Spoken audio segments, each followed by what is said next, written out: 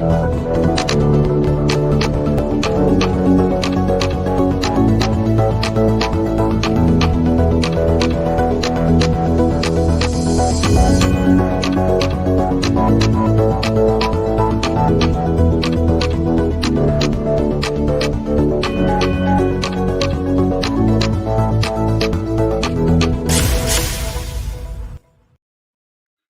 I always say, ladies and gentlemen, and all the ships at sea, we are here for another round of going through what's going on in the Las Vegas market and such. And of course, I'm going to always start with sound check.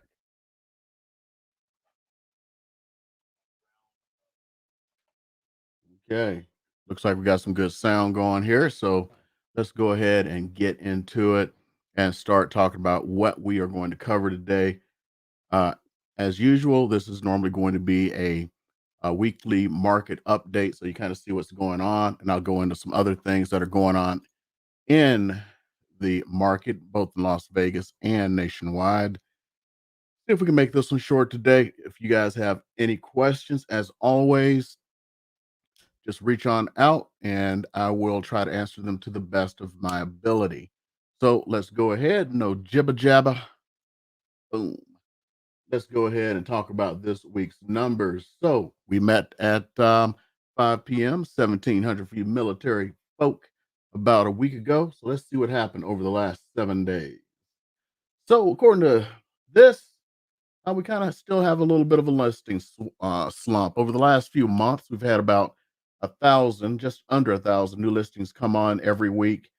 Over the last 7 days, we've had 700, as you were, 678.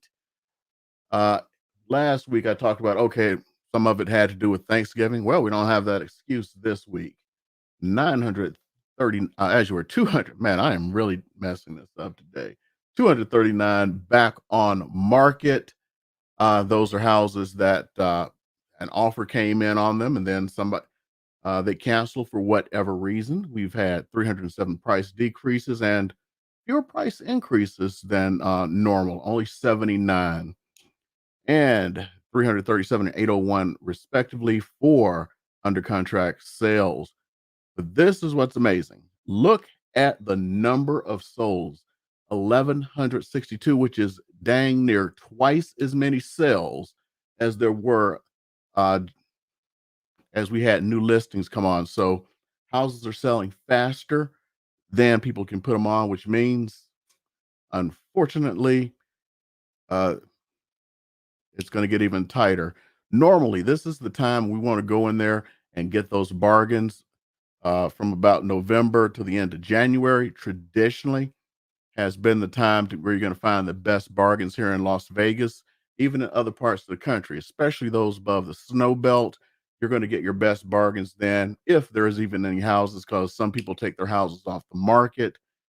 Right now, people are serious and things are going very quickly. We've had 98 withdrawals. Don't know why. Temporarily off markets. Those could come back on markets.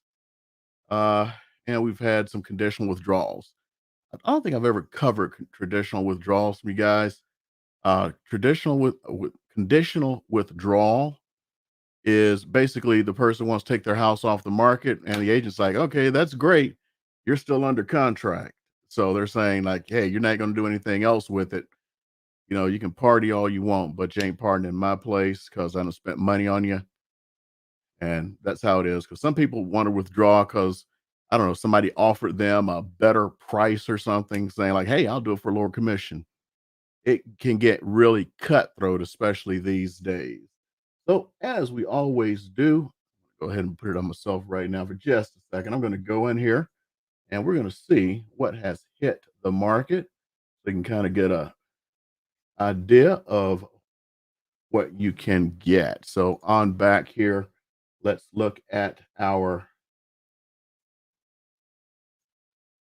the most expensive place that came on the market was $7.7 million. That sucker looks like brand new. It was built in 2021, so it may or may not be complete. Could be a spec home. So that is brand new. Somebody putting it out there. I'll slow it down a little bit. Again, just like, oh, I'm going too fast. Walk-in closets. Love them walk-in closets. Granite everywhere. Heck, those may even be real wood floors. In case those of you don't know, a lot of times the wood floors are not wood. They're actually ceramic tile that look like wood. We don't know. It's possibly real wood here. I think I've had enough of that. So let me go read some remarks down here. So the sucker is at McDonald Ranch. Doing a lot of luxury stuff out there these days. Your association fee is $330 per month. And that makes guard gated, of course. There's nothing really spectacular is what they're trying to give us here. The primary bedroom is 17 by 24. So you can enjoy that one. Let's see what the least expensive place in town is this week. Let me make sure this is actually in Las Vegas. Nope, that's in Pahrump, around the hump. So let's go ahead and check some others here. Let's see here. Okay, here's a condo. Let's see if it's in Las Vegas. And it is not. It is Lofton. Things are getting more and more expensive. We're already up to $118. Are we lucky here? No, we are not. This is up in Overton. It is getting more and more expensive. Okay, this is not working well. Okay, let's try this one. Here we go. Let's see what we get. Let's see. Las Vegas. Yay. Okay, so let's go see what we get in Las Vegas right now. It's a condo. I have to tell you, this is like 118,000. I'll get you deeper into it in a second.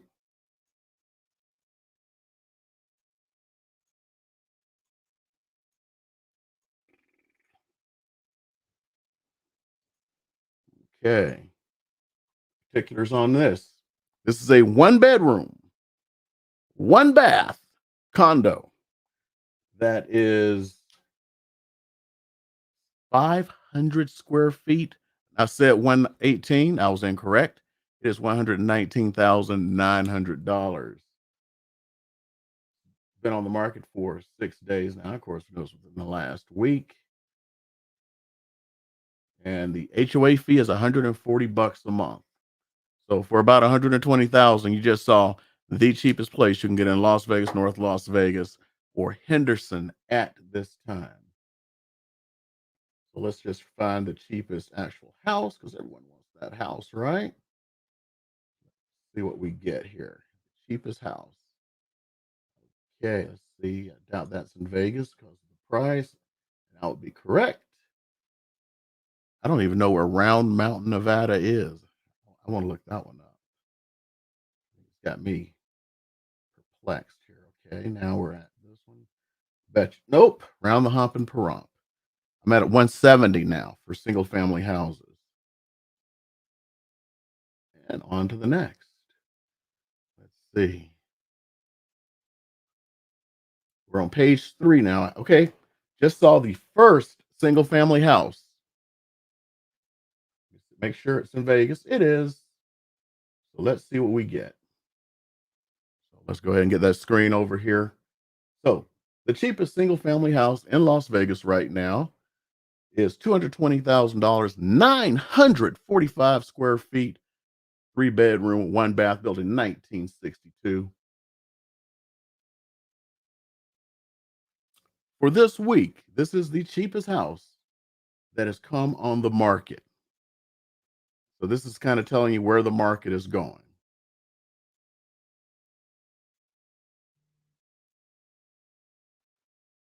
Somebody in the backyard? No. Okay. So now you know where the market is for the cheapest house. And wow, I want to make sure that I'm correct here. Let's see if I didn't miss anything. Condos, townhouses, manufactured condos. Nope, nope, nope. That was it. Remember, I like to show my work. $220,000 is the cheapest house in the area now, the Valley. Okay. So we got that. Let's see what we actually get for the entirety of the market. Let's go ahead and do a search. We're going to do single family, and let's just, I'll just limit it someplace else. We'll do this. Whoops. Let's take this down to Vegas itself. There we go. Vegas, North Las Vegas. And make sure we get Southern Highlands in there.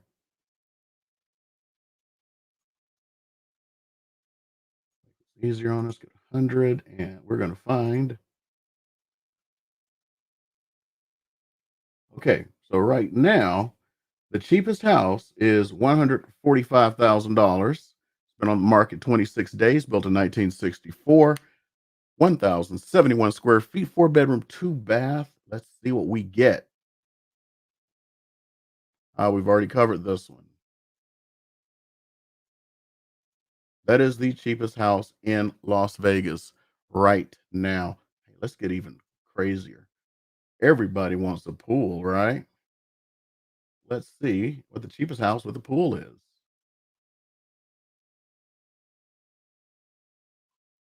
Nothing up my sleeves. Make sure you know that. Cheapest house with a pool is, let's just call it what it is, $265,000, 1,152 square feet, two bedroom, two bath, built in 1971. Has been on the market 83 days, which tells me there's more than likely a tenant in there. And this is what you're getting. No interior photos. Let me go check the MLS here and confirm that. Okay, it has a tenant. That's why it's been 83 days. So that's what we got as far as housing in Las Vegas this week. And let's see, no questions so far. So let's go ahead and talk about some other things. I like to talk about things where I see people have asked questions. Today, I should have printed it out. See if I can figure a way to do this where I don't show it. So I'll be manipulating stuff as I talk here. Uh, I don't know if any of you ever heard of Nextdoor. You probably have. It's that app where neighbors can share stuff. Well, somebody had a thing where they got a letter in the mail today. I guess this week or whatever. Whoops, what happened there? And they were disturbed. It was a handwritten letter to them, and they felt their privacy was violated. So I kind of went in and I went over some stuff with folks in Nextdoor, and it was pretty much talking about how people can get your information. Kate, Nevada is what's known as an open records state. There is a lot of information out there about you, and go ahead and share this letter. So, uh, that doesn't give enough to give away any personal information there. So this is the letter someone. Whoops. Yeah, good to share that. This is the letter that the person received. And I've received these letters myself, and I've talked to somebody else today, and they've received these letters. And so the person's like, how do they get my information? This is some kind of invasion of privacy. No, it's not. Nevada is an open record state. Everything that is a public record about you is available to anyone who knows how to find it. And it's very easy to find. And I wanted to show you guys some of the ways people find this stuff. And there is no such thing as a do not mail list. There's a do not call list. You're not supposed to call phones using a multi-line auto dialer. But of course, I got two calls today from healthcare benefits and somebody calling around to see if I wanted to sell my house for cash. Oh, if you want to sell your house for cash, I can actually get you a full price off for cash. Just a shameless plug. Uh, but I was like, you're calling me at 8:30, and it was actually 8:29 a.m. It's like, dude, you're calling me at 8:29 on a Sunday? He's like, I'm just trying to find out, do you want a cash offer on your house? He just hung up on me, you know. And I don't know who they're using because I actually looked it up, and they're actually people who are not like little complaints about this number. So, and it said it was the same thing, people calling around asking that. Uh, so let me share my screen with you a little bit, and I'm going to go over some things to show how much information people have on you. So, like, I could go in. This is a an app here that I have access to. I can just go in here, filter like crazy. I can look for all kinds of stuff on people. Uh, like, let's see, I'm looking for. I can look for everyone in single family condos and townhomes, number of bedrooms. I could go down to your net worth, how much you owe on the home. Everything is available out there, and it's all there. I can look this up by credit reports, everything. If you're going through a divorce, sometimes this is a funny one. People know that you're getting a divorce before you do because your spouse may have filed and they're waiting to pounce on you. So yeah, that's just one of them. Here's another one. I can just go in, draw a circle in the area. It'll give me everybody's name, address, and phone number and everything, how long they lived there. So that's how they got it. They didn't have to do anything. This is generally available. This is US search. You can pay 19.95 a month for unlimited access. I can just, I mean, this one's probably wouldn't be used by them because this is a one by one, but I can put in your phone number. It'll give me your address, all the information on you, your social media profiles, your emails. Everything is available out there. So I just wanted to put that out for those who, if anybody from that thread that came out this morning is looking at this, that's how they got it. It's just that simple. And that's how when these Indian scammers call you up and then they think I can prove out from the government your name is John Doe. The stuff is public. I mean, it's laughable. It's all out there for everyone to have. Dadgum, they know your shoe size. I can pull up who lives in your house. I can pull up, I mean, everything. So what you may want to know is how do I get off of these? Well, every one of them is supposed to remove you from their database if you request it. Uh, so you just need to find what their email for removing yourself is. Go and do that. Here's the problem. There's literally hundreds of these, and you have to remove your information from each one of them. And you don't know where that person got that information. So there we go. See here. Now, this one comes up that I'm going to talk about next. Uh, had a conversation with an agent about an hour and a half ago, and we were talking about something, and I was mentioning a particular agent, and they have this little thing that they do whenever they sell a house. What they do is they then go in and change the price of the house to whatever the sales price was. I noticed it by accident one day. Well, what that does is when an agent sits down in front of you and they say, well, you see, I always sell my houses for 100% of the list price or 105%. A lot of times those are fake numbers. And when you get to see the sausage being made, it really surprises you. And the conversation was that she had dinner with an agent who just started doing the same thing and how it helped his business. And then another agent in that office started doing the same thing, or actually has been doing it. But the original agent I saw doing this, I saw it like years ago. And it's, I don't know. People love to see great statistics, and it shows it ends up being a great statistic. Remember that saying, there are liars, damn liars, and statisticians. Sometimes those statistics can really fool you. So be careful about that. Uh, The next one I wanted to cover real quick has to do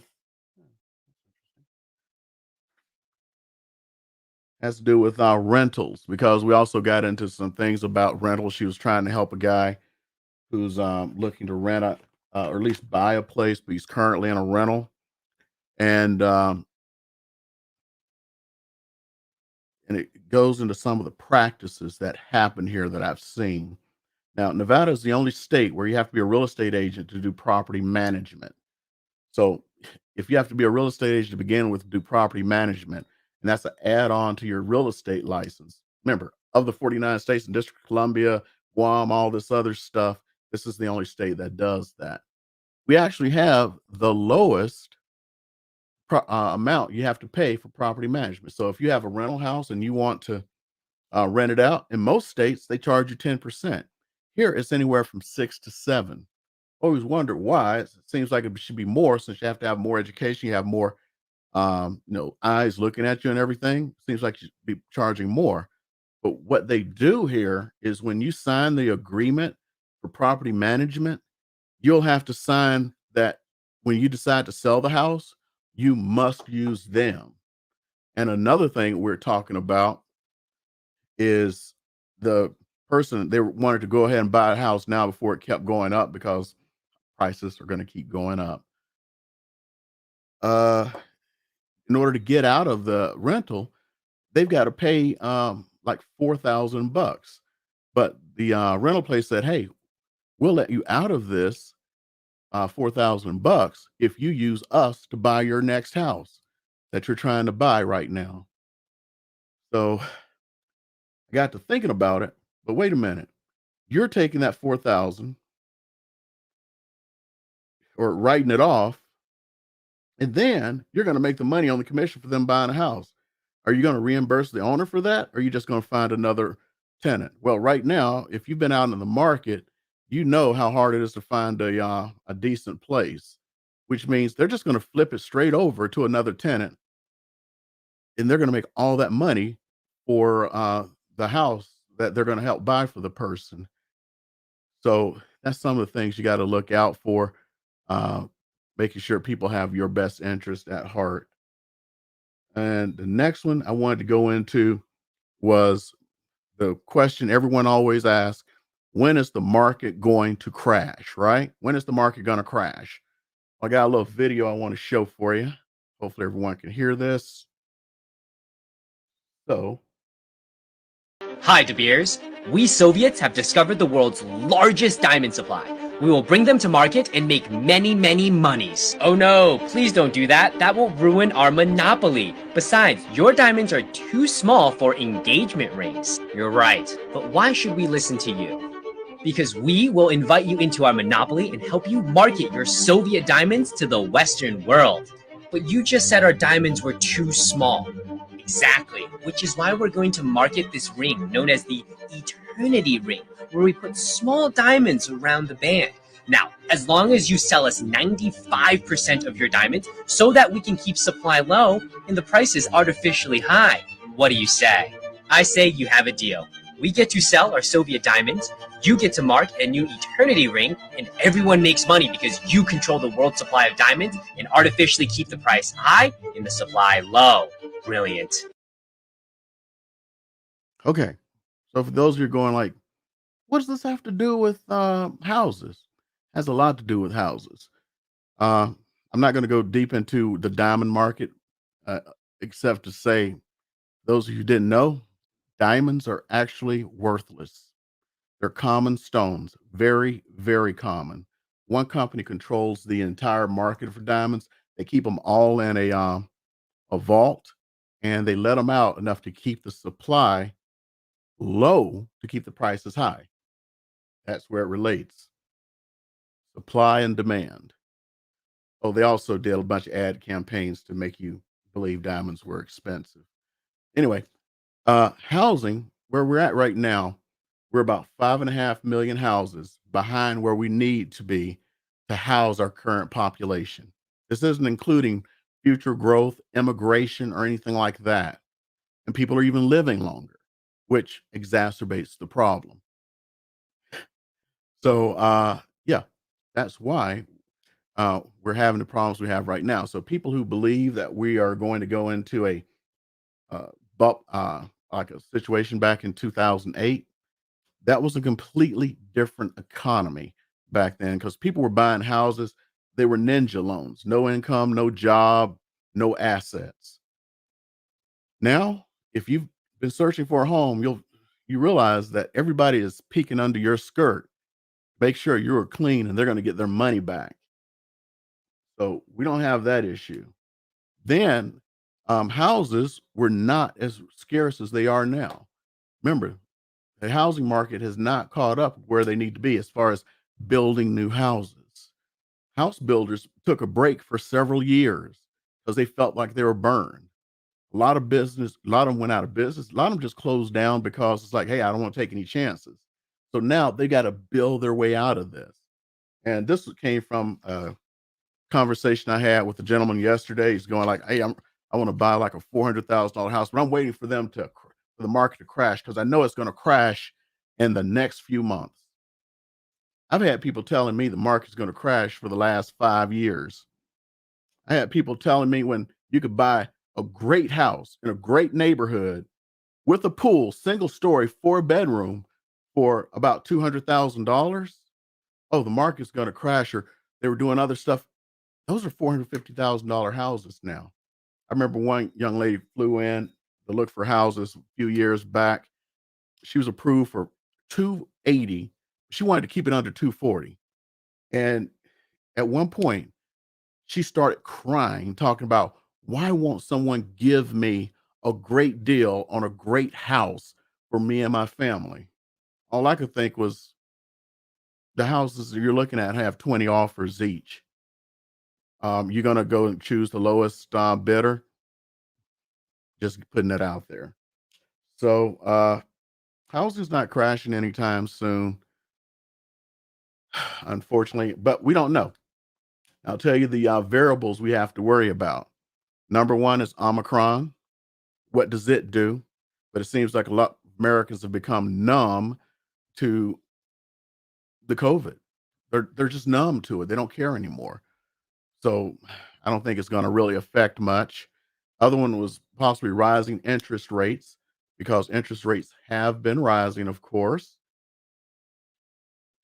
And yeah, matter of fact, let me show you what the latest is. Hold on one second here.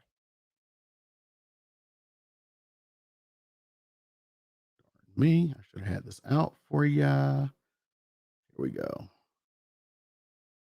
They actually haven't moved in the last few days, which is actually pretty good. So bring this up for you. Let me share my screen so I don't talk like I'm talking to you. So FHA this week, 3.5% down. You got a 640 FICO score, 4%. Ouch. Now that seems relatively high, but I've had two home loans where my initial loans were higher than that. It's just that compared to today, it's high. Got a perfect credit score about 780. That's 3.25 this week. VA got the best deals out there. Uh, great. A low score of 640 is 3.25. Got a great score, 3.125. And pretty much across the board right now, conventional loans are 3.375%. Now, this is with this lender. Every lender has different amounts that they're going to charge. In case you don't know how the loan process works, I'm not a lender. I just stayed at a Holiday Inn Express, and this is how I can express it. They get to choose what their commission is going to be. So the figures you had there were based on the commission that that lender slash loan officer decided they wanted to make off of each loan. They can choose to make a lower commission, and those it kind of buys the interest rate down for you. So just wanted to let you know how the interest rates differ from lender to lender. It has to do with how much commission they want to make because they all go to the same market to buy this because they're all backed by Fannie Mae, Ginnie Mae, Freddie Mac, all this stuff. And yeah, it's based on the commission they want. But right now, this is probably about average. Now, I have seen when I was just talking to a lender last week, they were quoting 2.85% on the loans for VA. Now that's that lender.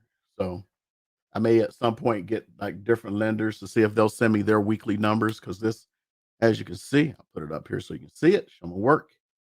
These are the mortgage rates that this lender provided on the 3rd, which was Friday. So at the end of the day, this is what they were charging. Okay. Well, I don't have any questions today, so I'm going to go ahead and end it. If you guys have any questions, leave them below. I'll try to answer them to the best of my ability. And I'll see you hopefully next week. I don't want to promise because it is December. I don't want to keep working, but it is December.